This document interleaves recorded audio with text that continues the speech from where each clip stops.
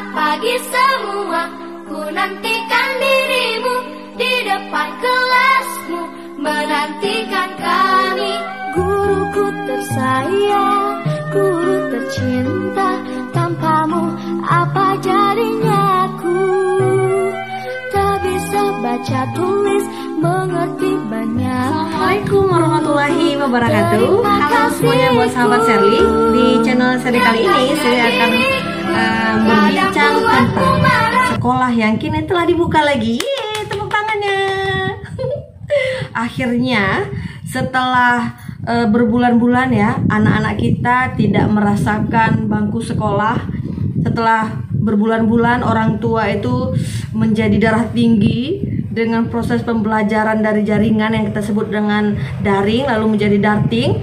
Akhirnya 7 Agustus kemarin Menteri Pendidikan Nadiem Makarim mengeluarkan surat keputusan untuk membolehkan kembali sekolah dibuka, yaitu sekolah yang berada di zona hijau dan zona kuning.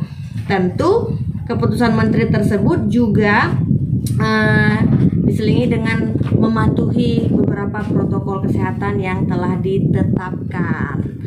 Nah, tanggal 13 Agustus di Langsa itu termasuk zona kuning ya. Itu wali kota juga telah mengeluarkan surat. Jadi setelah 4 hari berselang dengan keputusan menteri, lalu wali kota Langsa di kota saya tinggal itu mengeluarkan surat untuk membolehkan sekolah membuka kembali, merekomendasi agar sekolah bisa dibuka kembali tepatnya tanggal 13 dimulai yaitu tanggal 13 Agustus. Dan kabar baiknya yaitu 14 Agustus hampir rata-rata sekolah di Langsa itu telah dibuka. Yeay.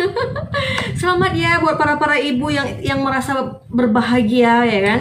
Bahkan ada cuitan-cuitan di dunia maya, terutama Facebook, itu yang mengatakan, aduh, akhirnya kembali direportkan dengan menyiapkan baju-baju. Ada juga yang mengatakan, wah, baju-baju yang telah bersarang laba-laba akhirnya bisa dipakai kembali ya kan, sarang laba-laba pula tuh. Itulah kira-kira ya. Terus ada beberapa cuitan-cuitan yang rata-rata semuanya cuitan kebahagiaan. Alhamdulillah, wasyukurillah, akhirnya anak-anak kita terbebas dari aksi pembodohan. Ya, kenapa dibilang aksi pembodohan? Karena memang pembelajaran di rumah itu dirasakan oleh beberapa orang tua itu tidak efektif. Tentu berbeda ya dengan pembelajaran di sekolah. Apa aja cuitan-cuitan para netizen? Kita lihat yuk. Seperti yang udah saya rangkum. Nah, teman saya bernama Citra Cici ini mengatakan alhamdulillah wa syukurillah, SD mulai dibuka. Besok Almira masuk sekolah lagi walaupun masih percobaan. Masuknya sehari selang, mesti pakai masker, mesti bawa bekal sendiri. Tapi intinya alhamdulillah karena anaknya sudah bisa bersekolah kembali. Kebahagiaan berikutnya juga dipaparkan oleh teman Facebook saya bernama Ria Amelia. Jadi menurutnya seperti inilah pembelajaran yang ideal, yaitu satu kelas itu terdiri dari 12 orang dan waktu belajar itu 3-5 jam. Maka kita bisa bilang hikmah dari pandemi global ya. Akhirnya sistem pendidikan itu diperbaiki, tetap sekolah, tapi bagaimana caranya mengantisipasi agar tidak terlalu ramai, agar anak-anak bisa lebih fokus juga, sehingga satu kelas itu hanya beberapa. Mudah-mudahan bisa terus diterapkan di sekolah-sekolah apa yang bagus, yang baik, sehingga anak-anak kita itu bisa keluar ya kan dari zona kebodohan menjadi zona kepintaran. Kenapa? Karena memang tidak sekolahnya anak-anak ini betul-betul sangat meresahkan para orang tua, termasuk saya, kalian, dan beberapa orang. Jadi saya baca di internet itu ada sih yang nggak setuju sekolah dibuka sehingga mengakibatkan ada COVID cluster baru misalnya. Tapi kita tidak membahas ke situ karena kita melihat bahwasanya terutama Aceh ya saat ini juga kan keramaian itu sudah tidak bisa dihindari. Dan itu orang juga sudah bosan dengan berdiam diri di rumah, harus bekerja, belum lagi ada kebutuhan ekonomi yang harus lebih difokuskan kembali setelah berbulan-bulan. Itu kita sempat bisa dibilang istirahat atau jalannya lambat ya, karena mungkin biasanya pendapatannya banyak lalu berubah drastis menjadi sedikit. Ada juga yang sama sekali tidak bekerja. Kalau ada gaji sih syukur ya, tapi kalau nggak ada gaji kan repot, ya nggak? Nah, untuk Aceh, khususnya kota Langsa yang berada di zona hijau dan zona kuning itu kita telah lega, telah ada pemandangan tiap pagi di mana anak-anak menggunakan baju sekolah dan kembali bersekolah. Para guru juga tentu telah kembali mulai bertatap muka dengan siswa-siswanya, yang tentu pembelajaran dengan jaringan internet atau lewat WA itu kan beda ya dengan langsung.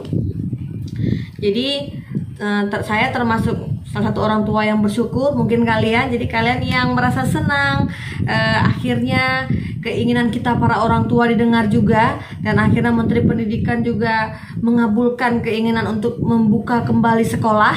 Dan bagi kalian yang ingin berbagi pengalaman, komen ya di channel YouTube aku. Mudah-mudahan kita bisa lebih mengetahui lagi keadaan kawan-kawan di seluruh Indonesia. Terus bagi yang belum sabar, mungkin mudah-mudahan pandemi global ini atau jumlah penderita COVID berkurang di daerah yang termasuk zona merah, sehingga anak-anak kita bisa kembali bersekolah. Karena bagaimanapun tentu pembelajaran di sekolah kan lebih tersistem dan lebih baik daripada di rumah. Kenapa? Karena telah bertahun-tahun kita ketahui bahwasanya pemerintah telah mewajibkan anak-anak bersekolah, menyediakan sarana dan fasilitas utama untuk pendidikan anak-anak sebagai generasi penerus bangsa, ya kan? Dan sekali lagi selamat, dan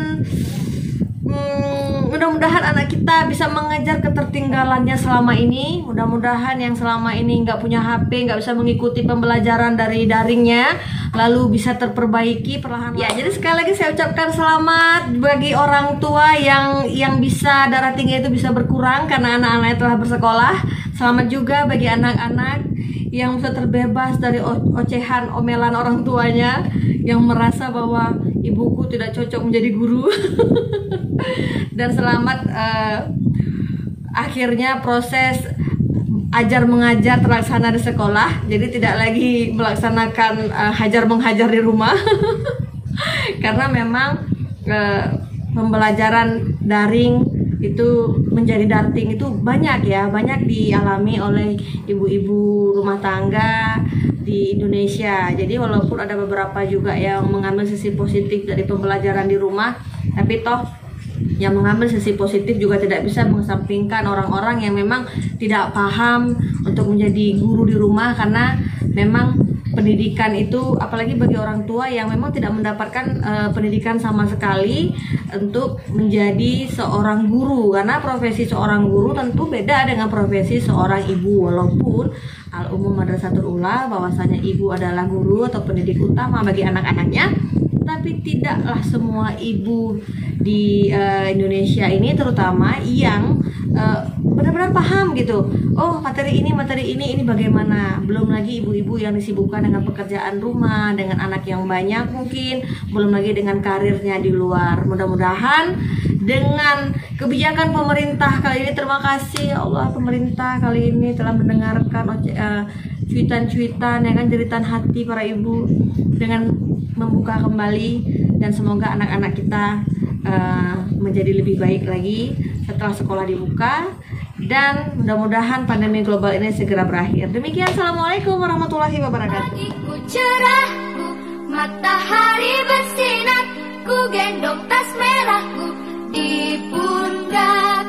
Selamat pagi semua, ku nantikan dirimu di depan kelasmu, menantikan kami.